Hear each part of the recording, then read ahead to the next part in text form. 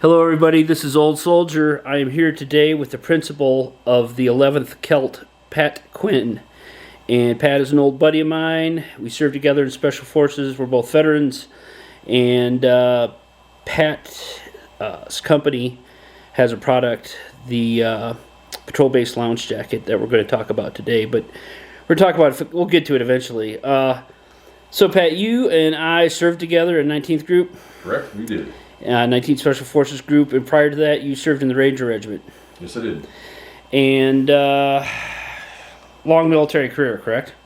Yeah, 22 years combined service. Right. And you served how many times in Afghanistan? Went over right after the initial invasion back in 2002, and then went to Iraq in 2007 and 8. And after that, I got medically retired and did some contracting in both countries. Awesome. And you have, after post-military career, you have formal training in industrial design, right? Yeah, I went back to school for industrial design. I did it for 3 years. Never intended to graduate. I just wanted to get the skill sets in there and all that. And then actually went back into contracting to do rapid fabrication with the Mobile Tech Repair Complex in Afghanistan. And that was a blast, just inventing stuff over there. Came home and decided I was going to try to start up my own little gig here, and had some of my past life caught up with me, so I had a lot of medical issues that crept up on me and kind of cratered me for a few years. So yeah, that has a tendency to happen. So you've got a passion for this. I mean, you sewed gear for me, you, and a lot of other. You made. I remember when we were serving together.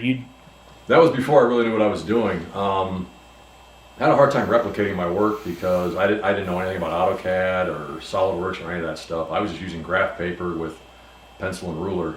But then there was a government agent I was helping on something, and he said, "You need to get into industrial design." And I thought he was talking about building, factories and stuff. And he's like, "No, idiot.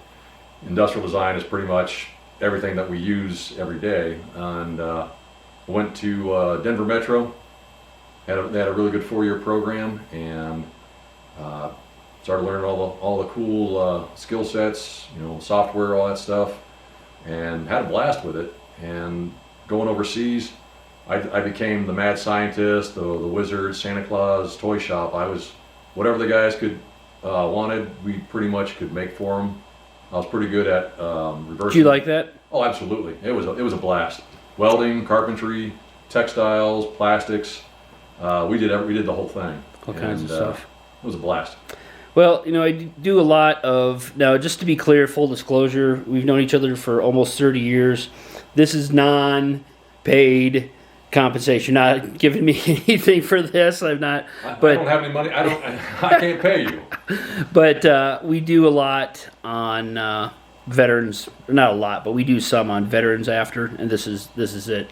And I do a lot on gear reviews, and we came to talk. I want to talk to you today about I call it a smoking jacket, but it's the patrol-based lounge jacket. Yes, because smoking's bad for you. Yeah, so. That's correct. Although I do like a good cigar now and again. Now, what was your inspiration for starting this, for this product? Well, the going all the way back to the inspiration there. I remember back in the 90s when we were up there doing winter warfare training in Cameron Pass. Right. A lot of the guys were like, "Hey, everybody would have their field jacket liners, which everyone called, their smoking jackets." Right. And guys asked me, "Hey, can you make these?" Because they knew I could sew stuff. At the time, I sewed gear and stuff. Apparel I was like, that's girl work. Okay, I don't. Right. So here I am now doing this. But anyway, I kind of tinkered with a few projects, never really got good at it. And then when we got mobilized in 2001, we were moved forward. I was at Fort Campbell, and then I got a Red Cross alert message that my late wife Heather had been diagnosed with leukemia. So I flew home and helped stabilize things. And I just remember going into the outpatient clinics and it was like Ice Station Zebra in there. Everyone, or like a ski resort, everyone's just got their pile on with everything that they've got to stay warm because they have to keep those rooms cool. And I'm looking at that going, there's something there. And I knew nothing about design, I knew nothing, and even less about apparel. And I'm going, there's something there. I don't know what it is, but there's something there.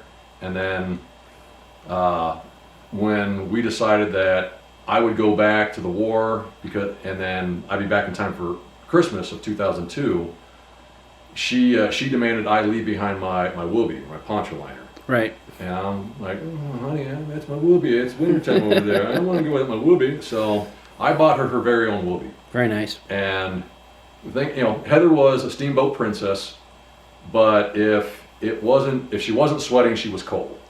So they're always putting the heated blankets on her in the oncology ward, and right. there was never enough. So when I brought the Woobie in there for her, as anybody who knows Woobies, you lay it over top and it would reflect the body heat, the blanket heat in there. So they didn't have to use as many blankets to keep her warm. And the nursing staff thought that was the coolest thing. They'd never seen anything like it before.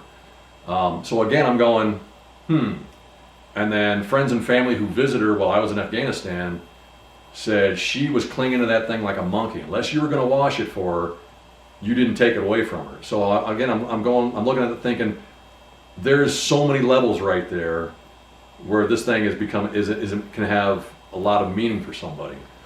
So again, I'm thinking, okay, there's something there.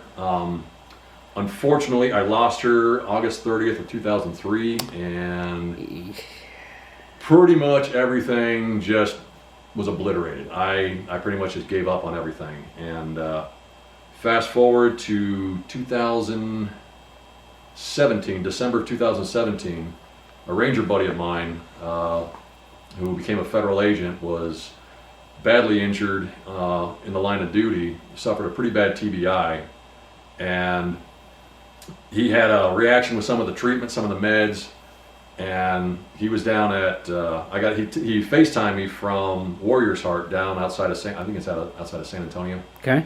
And I looked at the background. He's all bundled up. They have an outdoor patio where the guys are on a break, but it was snowing down there at the time. And everyone's got all their jackets and their hoodies on, and some guys are like trying to listen to their headphones underneath. They're trying to meditate and all this. And it was just deja vu. I was like, this is like the oncology clinic that Heather was at.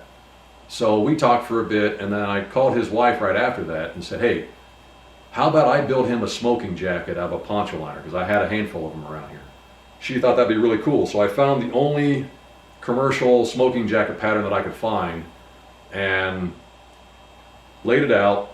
And it turns out I had to extrapolate the size on it because this thing was made for some hair bun, skinny jean, metrosexual looking dude. And I'm like, oh, no, this guy's got a much bigger chest cavity than I do. And I was like, okay, I got to make this thing bigger. So I extrapolated all the pieces, built it, sent it down to him, and he's like, dude, this is badass. Everyone's losing their mind over it. But he said, it's kind of snug. And I said, okay, I'll see what I can do about that. And so I started working on a second prototype. This time I made it a little more roomy. Well, actually what I did was I took the pattern and then I went and found 4 other pieces of apparel and basically combined them all together. And so this is an original design, original pattern, and put it all together. He was like, can you make it one with a hood and one without a hood? I said, no, go to hell. I'll make it modular. I like making things. And then the hood on these things, it's detachable, correct? Yes. On your lounge jacket. Yeah, I try to make stuff. The tagline for my company is what the hell is it? Longevity through adaptability. Did you have to just look at your T-shirt? Yeah, I'm like, what does my shirt say? Because I don't like one-off products. Having been in design school, you see people make stuff that makes absolutely no sense. You go through Bed Bath & Beyond, and it used to be just white noise walking through them. Then you're actually looking at things going, holy crap, someone actually made this, and people actually buy this crap. So I like making things that can be useful for more than one purpose in one way or another. So I was like, I'm going to make the jacket with a detachable hood. And that's one of many features, and we're going to go in a bit. But you've put a lot of thought into a lot of these features for a lot of reasons, and I mean, there's a lot with with Heather and with our mutual friend that was. Yeah, I mean, I kind of look at it as, you know, you've got your mechanical engineers, your electrical engineers, your structural engineers. Well, I'm an over-engineer. I really go overboard on designing things, and as you're going to see, this is the manufacturers saw that and they're like, oh my God, this thing is so damn complicated. And I was like, well, sorry. Well, you got some of your samples and some of your things back there. Let's take a look at some of those. All right. Okay, Pat, so this is one of your prototypes, and this is a prototype in multicam. And like everybody else in the world, you're having supply chain problems, and this isn't available online. It's only available currently in olive because of material. Is that what you told me? Is that right? Yeah. I've got olive, coyote, foliage, and woodland coming out as soon as the manufacturers can finish them up. And then you showed me some of the prototypes that you can't get the material over. They look awesome, but it'd be nice. And then the construction on these, what you have? 3 different layers? Yeah, I've got an outer layer of polyester fabric, lightweight polyester ripstop. The inside layer is a synthetic insulation, and then the inner layer is another layer of polyester ripstop. There's extra fabric right here. There's a quilted polyester, which kind of gives it its flair, its pop. And feedback on that is everybody loves that, just the way it looks, because it makes it look pretty cool. Okay. You like them, like the other day, well, we were talking a little bit before we got on camera, and you said, hey, loose and roomy is the way to go with these. Comfortable. Right. And then you also said something about you have buttons on it, but you don't have buttons for fasteners. You want to talk about that a little bit? Why you? Yeah. The buttons I use are military issue. I use that specifically because you can find them anywhere. And I know some guys some other outfits have made their will-be smoking jackets with buttons as closures. But the problem is, I looked at that and I'm thinking, well, you've kind of limited yourself onto the sizes as far as girth.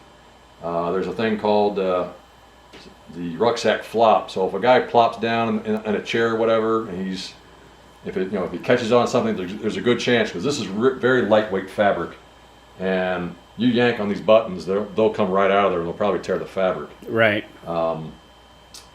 Just to clarify, these are not active apparel. These are actually classified on my website as after action apparel. So it's not something you would really wear in a patrol base. Maybe. Well, I mean, if you're going to be static, that's great for a static location. I mean, I designed these primarily for wounded veterans, hospital patients, that kind of thing. But you can use these in other circumstances, like, say, at a cabin. If you want to sit around hunting camp with this thing on, you can do that. Anytime you're relaxing. Oh, yeah. And want to be warm in a cold weather. And where you live, they have pretty harsh winters, correct? Oh, yeah. I've worn this thing outside with nothing but one of these T-shirts on at 20 degrees in heavy snow and high winds, and I'm perfectly fine underneath this thing. Nice and toasty. Hey, can you show us the detachable hood? Yeah. So the hood is, I made it extra voluminous because I remembered seeing the guys trying to fit their, like the headphones? Beats headphones, those big ones underneath their hoods. And I thought, if some guy's in a hospital bed, like say at Walter Reed or Bethesda or San Antonio, and they want to just have some meditation time or just zone out, they're going to want to have space to put their hood or put their headphones. So that comes on and off really easily. Real easy. It's held on by 4 buttons on the collar. And if you lose a button, when I ship these out, I'll send, I think it's like 6 or 8 spare buttons. So if you lose one, you can just pull one out, and it's not that hard to figure out how to stitch through and just reattach these buttons. I try to make it as simple as, believe it or not, I try to make that part as simple as possible. Nice. Can you talk about the pockets that you have? You have a number of pockets on these things and the purposes that that they have. Yeah. Okay. On all the jackets, you've got your 2 main pockets, and then you got your upper pocket for, I don't know, your cigars or your glasses or whatever. On the first prototype, I had it on the right side, but on the production model, I changed it. So you're always going to have a challenge coin pocket. It'll hold up to a 2-inch diameter coin. Nice. So you can have it in there. So if you're coming out of the shower or sitting around the team fire or the team room, whatever, and you got your blue Falcons going to come in there and drop a coin on you, you can. You're good to go. Yeah, you can match them. On the inside, this is again, I'm thinking about someone sitting Convalescing. Convalescing. They're going to want to have their music with them. So what I did was I have an interior pocket. This thing is big enough to hold, say, an iPhone. I don't know, maybe the 13s. It might be a little big now. Okay. But I have an iPhone 10, so I figured, and it still fits in here.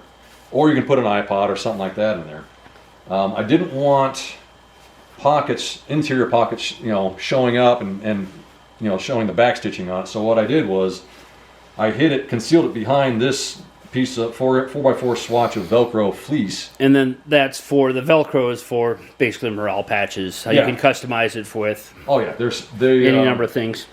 The prototypes I had what is it, a 4x2 or 4x3 patch, a swatch of Velcro, but I made it standardized, so the sleeves and the chest all have 4x4 swatches of fleece fabric, so you can put whatever kind of morale patch you want on there. I've built 20 of these things personally myself.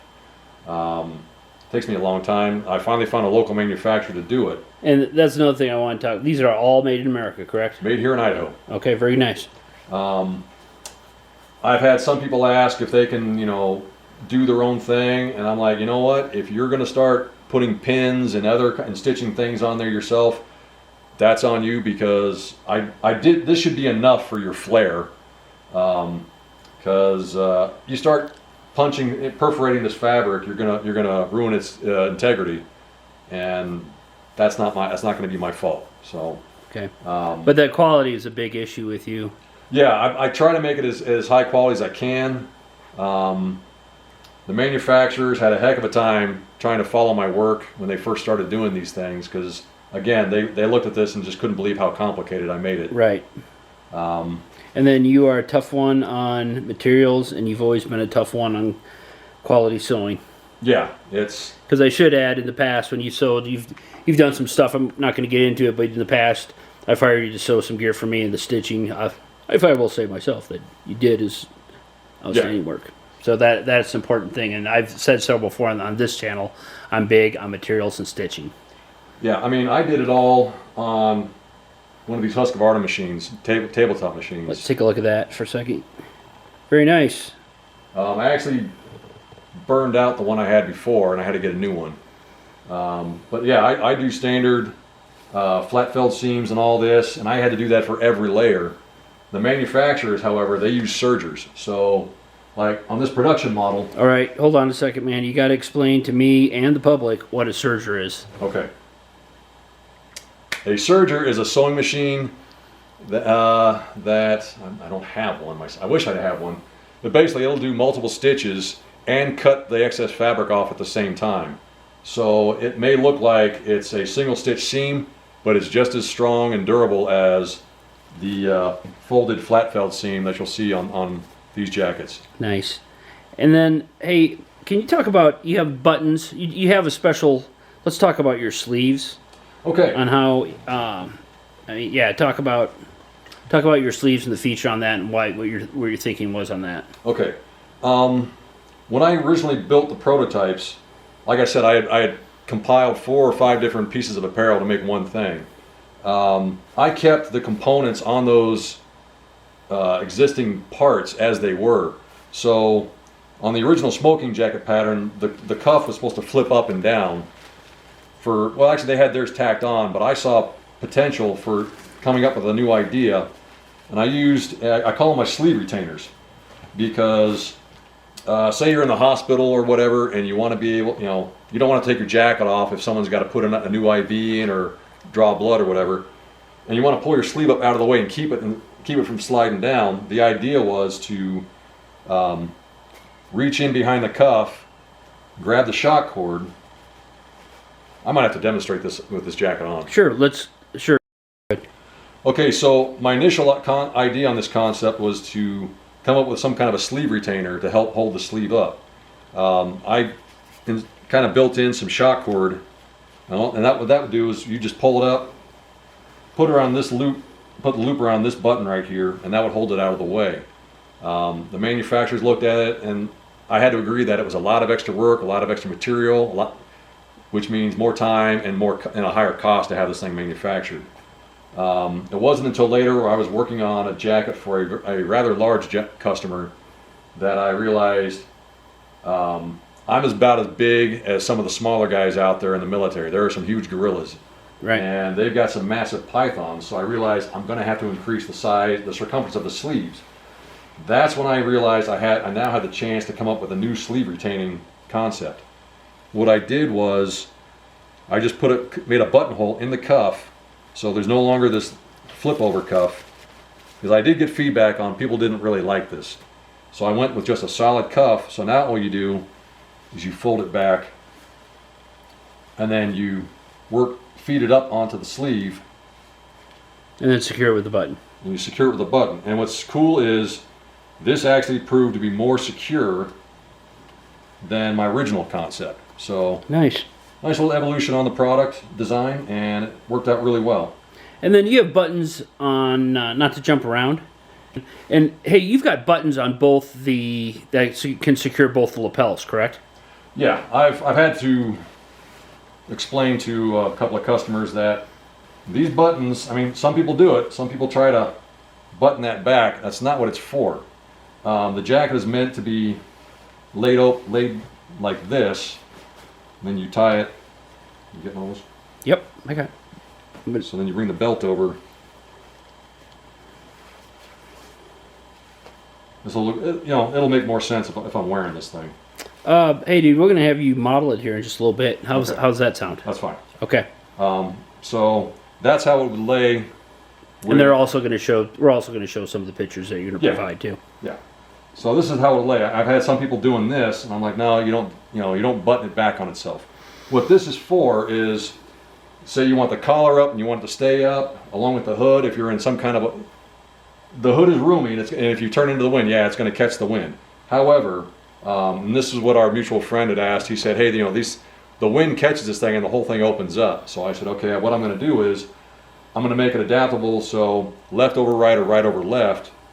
You can close the jacket and you button it on the opposing buttonhole like that. So it kind of looks like a double-breasted jacket. And then what color is that? Is that olive? Yeah, this is just flat olive. And that's going to be part of the intended lineup, hopefully, if the materials come through, correct? Yeah, I do have some of these on hand already. I think I have like 20 left in inventory on the site. But yeah, and the reason why I chose these buttons, I actually got feedback on the buttons by an officer over at Bethesda. He liked my attention to detail on that, because he says only a military guy would have chosen this. And the reason why I chose the buttons is you can find them at clothing and sales. If you happen to take one of these with you downrange, right, there's always going to be somebody squared away on your team or in your platoon who's going to have one of those nice clear or silverish sewing kits that always has those the big buttons.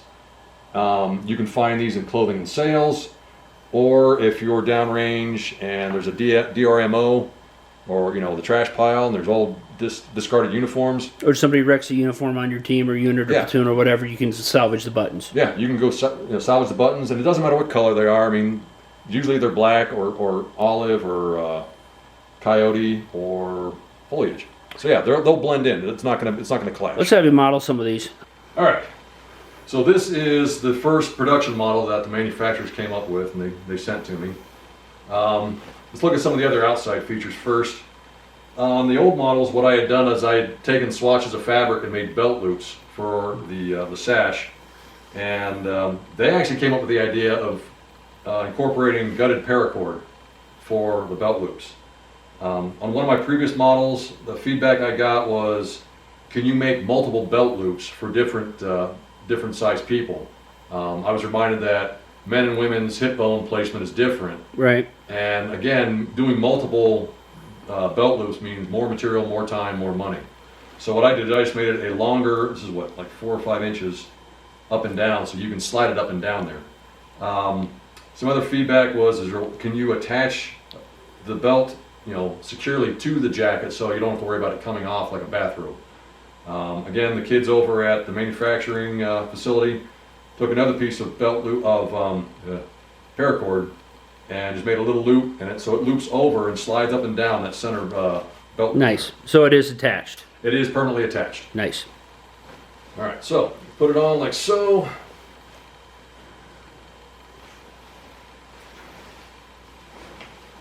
Right. There. Let me get that a little bit. Very nice. Oh yes, they're very distinguished. Very nice. Very nice. Yes. Okay, so you got your pockets. This is how, without the hood or with the hood, this is, wearing it around anywhere in the hospital room or in a cocktail party, say at a 5-star ski resort or whatever, with a highball in one hand, a cigar in the other. I don't Correct. know. Again, there's your coin pocket over here. There's your phone or iPod pocket right there.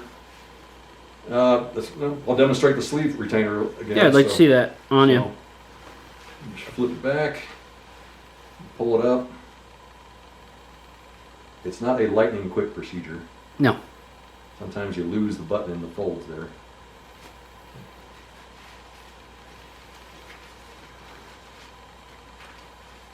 So you roll it up for the old Camp McCall roll, and that will secure your sleeves. Yep. So there you go. So again, if you have to get an IV, or say if you're not in the hospital and you're out, I don't know, in hunting camp, and you got to utilize the wood line, and it's too cold to take this thing off, you can just pull this thing up, because and this really comes in handy, because there's one thing that usually happens at the most inopportune times when you're utilizing the wood line, and that's your sleeves fall down. Right. And things get nasty. Yeah. And we want to avoid that. Now your sleeves are permanently out of the way. And this isn't a permanent thing. They will work their way down a little bit, but it's for the immediate use right there. If you need to wash your hands in the river or whatever, if you're at a riverside. But again, I just want to stress, these things are primarily for people convalescing, wounded warriors, that kind of stuff. I just make it adaptable so you can use it. Because guy's gonna want to keep this thing after being in the hospital. He's going, I want to take this to hunting camp. You can do that. Or it could be used as a standard robe. Yes, you can do this around the house. Do not try to take this hunting, because this is very lightweight material, and you go through the bush, you're probably going to shred this thing. Right.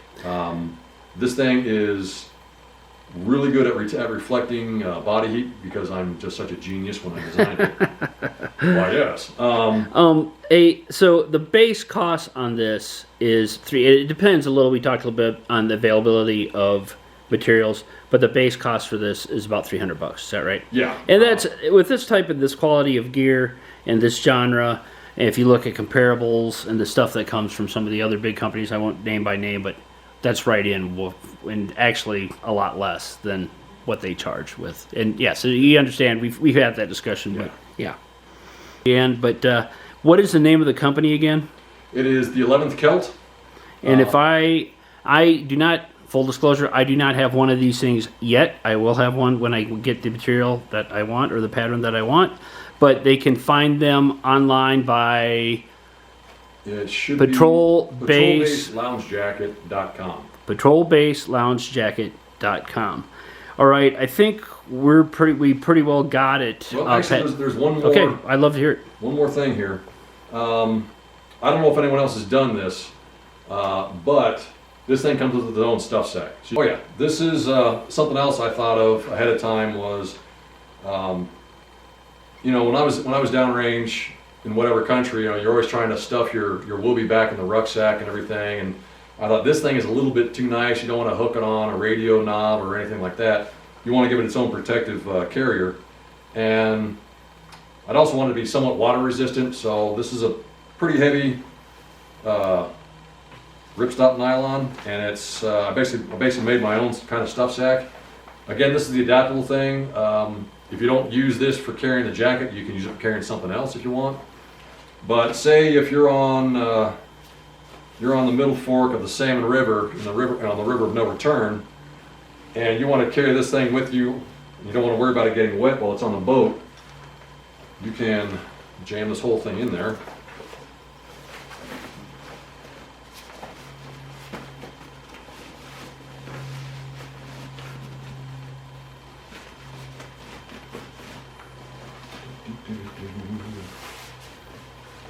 Pat, while you're doing that, this is a company. There's going to be other products that Action, or I shouldn't say Action. How should I say it? But there's other. You have other products on your design table. Yeah, I've got other lines of products coming up. I've actually got 2 that should be coming up. One is actually going to be made through the same sewing manufacturer that I'm using right now. So the website right now just has the lounge Right. jackets, but in the future things are going to change around a bit, and I'm going to have more products for different lines. You should have muted that, but that's all right. We'll edit that. Okay, and this whole jacket with the bag is 1 pound 12 ounces. I was just going to ask you that, but that's so under 2 pounds. Yes, so dimensions are 7 by 14. Okay. So nice warm piece of gear that's fairly light, comfortable and light. One thing that's cool about that insulation that I'm using is that it's still effective when it's wet. So even if you get it wet, it will retain Heat. capacity. And these are you can clean these yourself. They are, put them on delicate, wash them on cold water, and then hang dry. Hang dry. Yeah. Well, I tell you what, that's a great little product. I'll have one soon. Thanks for talking to us today. This is Pat Quinn with the 11th Celt and his first product, the patrol-based lounge jacket. Hey, Pat, thanks for talking to us today. Glad to have you. This is Old Soldier out.